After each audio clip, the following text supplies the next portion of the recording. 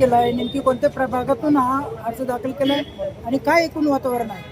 सर्वात प्रथम शिर्डी नगर परिषदेचं गेल्या 9 वर्षानंतर इलेक्शन लागलेलं आहे. या इलेक्शनमध्ये अतिशय तरुण उमेदवार आता उभे राहत आहेत.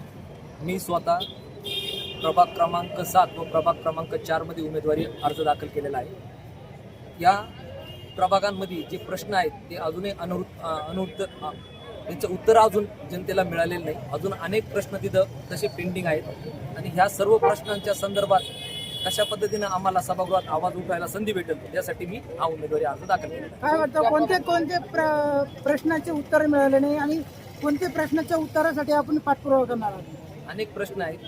येल्लो झोन संदर्भात असतील, नवीन येल्लो झोन संदर्भात, त्यानंतर नवीन रिंग रोड संदर्भात असतील, नवीन DP रोड असतील, त्यानंतर जे ड्रेनेज लाईनचे प्रश्न असतील, त्यानंतर जे रेन वॉटर हार्वेस्टिंगचं जे आता परिस्थिती झालेली शहरात पूर परिस्थिती निर्माण झाली होती, रेन हार्वेस्टिंगची परिस्थिती त्या संदर्भात प्रश्न असतील. असे अनेक प्रश्न आहेत. त्या संदर्भात नागरिक अजूनही त्रस्त आहेत. त्या प्रश्नांना आपल्याला वाचा फोडणं गरजेचं आहे.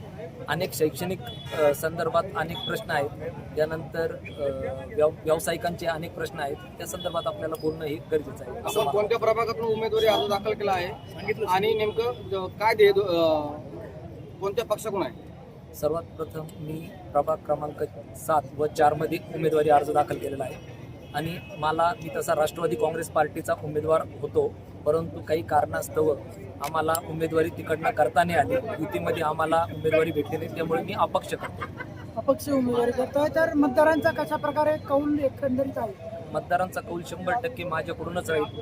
याचं कारण की गेल्या अनेक वर्षापासून मी आणि माझे मतदार हे एकमेकाचे एक नाळ आमची जमलेली आहे आणि हे जे ऋणानुबंध आहे आमचे एकमेकाचे हे 100% मतामध्ये परिवर्तित होतील आणि आमचा विजय होईल याची मला खात्री आहे. मतदारांचा कौल तुमच्याकडून आहे, काय मतदारांना आव्हान कराल? मी मतदारांना एकच आवाहन करेन की सर्वात प्रथम मतदान करणं हे तुमचं पहिलं ध्येय आहे.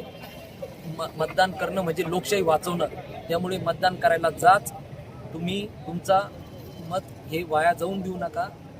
मतदानाची जी वेळ आहे त्या वेळेत जा आणि मतदानाची जी तारीख आहे त्या तारखेला सुट्टी घेण्याऐवजी मतदान करा असं मी मतदारांना आवाहन करतो. जर मतदारांनी आपल्याला निवडून दिलं तर पहिलं कोणती समस्या निवारण करण्यासाठी प्रयत्न करणार? सर्वात प्रथम मला या संपूर्ण शहरात ज्या पद्धतीनं अस्वच्छता आहे, जी स्वच्छता पाहिजे, जे काय क्लिननेस पाहिजे, नुसतं झाडलं म्हणजे क्लीन झालं नाही. रस्ते अनेक फुटलेले आहेत, ड्रेनेज अनेक उघडे आहेत, स्ट्रीट लाईट कुठं छोटी कुठं मोठी आहे, कुठं 9 मीटरचे पोल आहे, कुठं 10 मीटरचे पोल आहे, कुठं केबल कमी असं अनेक गोष्टी आहेत. या सगळ्या गोष्टी सुशोभीकरणाच्या असतील, फर्निचरचे कामं असतील शहरातले, त्या अनेक कामांसंदर्भात आपल्याला तो विषय घ्यायचा आहे.